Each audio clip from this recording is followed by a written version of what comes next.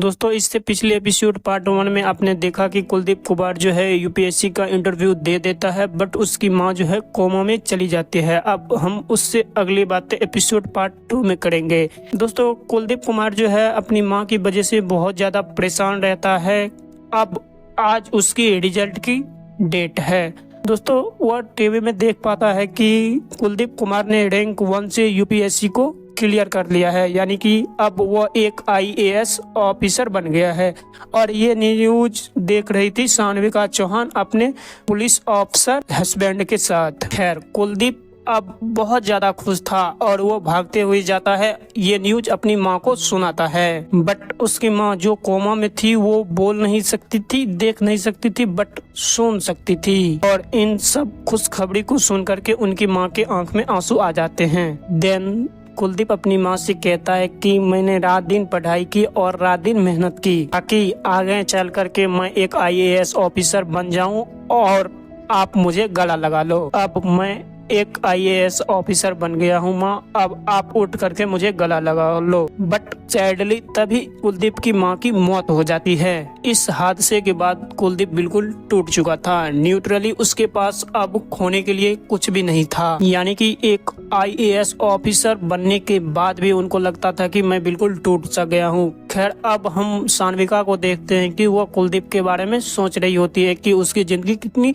अच्छी चल रही होगी, अब वो एक आईएएस ऑफिसर बन गया है। ये बात सोचते सोचते सान्विका को मन नहीं लगता है, तो वो बाहर निकल करके बाइक से बाहर घूमने निकल जाती है। और सान्विका बाहर में कुलदीप के साथ बिताए हुए पल को याद करती है, यानी कि हम उसको ढेंस नहीं पहुंचाते तो आज हम एक आईएएस ऑफिसर के साथ होते। और ये सब सोचते सोचते सान्विका घर चली जाती है। घर आकर के वो पुलिस वाले पति के साथ गले लग जाते हैं। और ये देख करके हम समझ सकते हैं कि इन लोगों के बीच में इमोशनल अटैचमेंट होने लगा है। देन चौहान जी को देख पाते हैं कि जो गांव के अंदर नदी का घाट है वो अब चौहानों के हाथों में आ चुका है। बट चौहानों को पता चलता है कि कुलदीप कुमार अब एक आईएएस ऑफिसर बन चुका है और अब सब कुछ बदलने वाला है। आगे कुलदीप कुमार जिस कोचिंग में पढ़ाई करता था वहाँ पे उसको बधाइयाँ दी जा रही है। अब कहानी 5 साल आगे बढ़ जाती है। कुलदीप कुमार जो ऑफिसर बना था अब वो अपने गांव में आता है। कुलदीप कुमार उस नदी के पास आता है जिस नदी से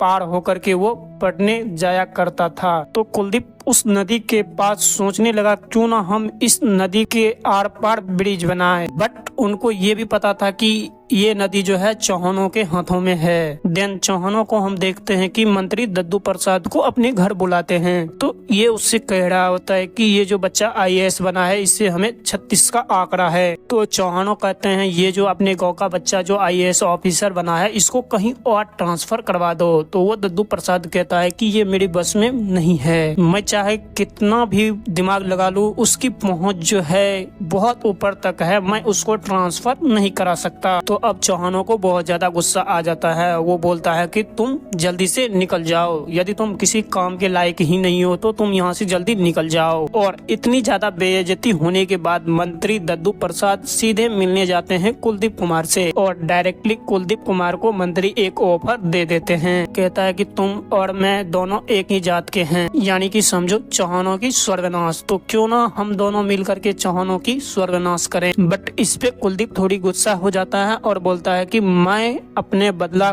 खुद ले लूंगा और मैं बदला लेने के लिए ही यहाँ आया हूँ। आप खुद ही सोचो इसमें मैं आपकी मदद क्यों लूँ, आप तो खुद आए हो मेरे पास, कोई हेल्प हो तो आप बोलिएगा हम कर देंगे। आपकी हेल्प हमें उस मामले में नहीं चाहिए, चौहानों से बदला हम अकेले ही लेंगे। तब मंत्री कहता है तुम जो नदी के पास ब्रिज बनवाना चाहते हो वो इतना भी आसान नहीं है कि तुम जाकर के वहाँ पे बोल दिए और बन गया। चौहानों बहुत गंदे आदमी हैं और वो वहाँ पे इतनी आसानी से ब्रिज बनने कभी भी नहीं देंगे। बट मैं आपका साथ दूं तो कुछ भी हो सकता है। तो ये सुन करके कुलदीप कहता है कि मैं आपके ऊपर भरोसा कैसे करूं। तो मंत्री कहता है आप मेरे बेटी माला से शादी कर लीजिए। इतना बड़ा ऑफर सुनने के बाद कुलदीप जो है सोच में पड़ जाता है। मंत्री जी कहते हैं कि आप आराम से सोच लो फिर मुझे बता देना।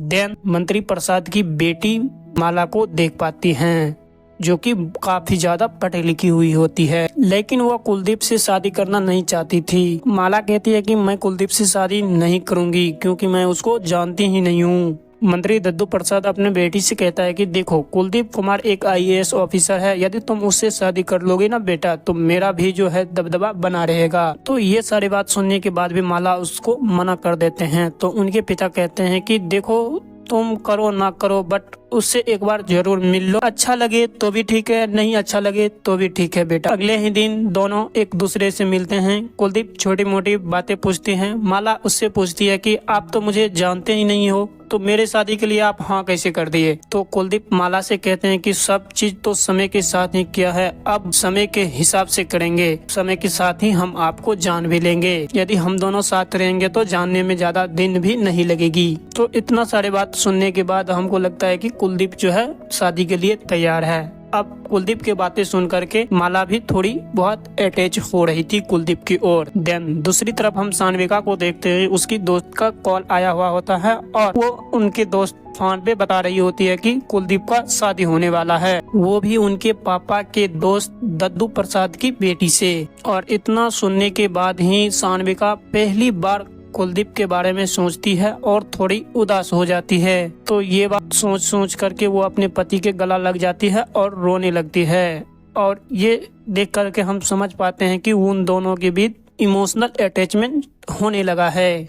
खैर, अब हम कुलदीप को देखते हैं कि कलेक्टर बनने के बाद अब वो अपने बड़े घर में रह रहा है। लेकिन कुलदीप के पिता अब थोड़े से पागल हो चुके हैं, मतलब उनको अब थोड़े मेंटल इश्यूज हो रहे थे। वो छोटी मोटी बातों को भूलने लग गए थे। कुलदीप के साथ ही राजा भैया बैठे होते हैं और राजा भैया कुलदीप से कह रहे होते हैं कि भाई, गाँव में जो वो घर है उसको दोबारा से बनवा दें। तो कुलदीप कह रहा होता है कि वो घर तब बनेगा जब उन घर को जलाने वाले लोगों का सर्वनाश होगा, यानी जब चौहानों की सर्वनाश होगी तब वो घर बनेगी। देन आगे हम दद्दू प्रसाद को देख पाते हैं। दद्दू प्रसाद आईएएस ऑफिसर कुलदीप के बारे में सोच रहे थे। सोचते सोचते इन्होंने सोचा कि हम उनको क्या तोहफे में दे, बस एक छोटी सी ब्रिज तो नहीं, कुलदीप को हमें कुछ बड़ा देना चाहिए, हमको बड़ा गिफ्ट कुलदीप को देना चाहिए। मंत्री जी के मन में क्या चलता है देन ये तो हमें पता नहीं चलता, बट दूसरे ही दिन हम देख पाते हैं ये आदमी नाव में बैठता है और नाव में छेद कर देता है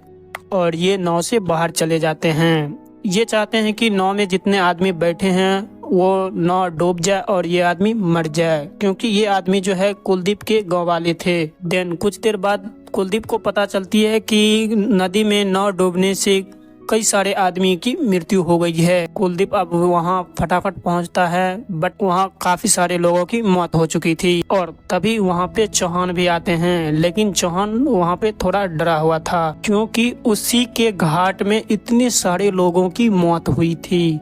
तो ये आरोप उनके ऊपर ना लग जाए, तो ये सोच करके चौहान थोड़ी डरी हुई थी। अब आगे क्या होने वाली है ये तो हमें नहीं पता, ये चीज हम आपको अगले एपिसोड में बताएंगे। दोस्तों, आप लोग यहाँ तक वीडियो को देखे उसके लिए थैंक यू। और यदि आप इस चैनल पे न्यू होंगे तो चैनल को सब्सक्राइब करके साथ ही बेल आइकन को भी दबा दीजिएगा, ताकि हम इस तरीका का कोई भी वीडियो अपलोड करो तो सबसे पहला नोटिफिकेशन आपके पास ही पहुंचे। और वीडियो अच्छी लगी हो तो वीडियो फिर से आप कमेंट में नेक्स्ट जरूर करिएगा। हम बहुत ही जल्द आप लोगों के बीच अगली वीडियो लेकर के आएंगे इससे आगे पार्ट 3। तो चलिए दोस्तों, thank you, thanks for watching.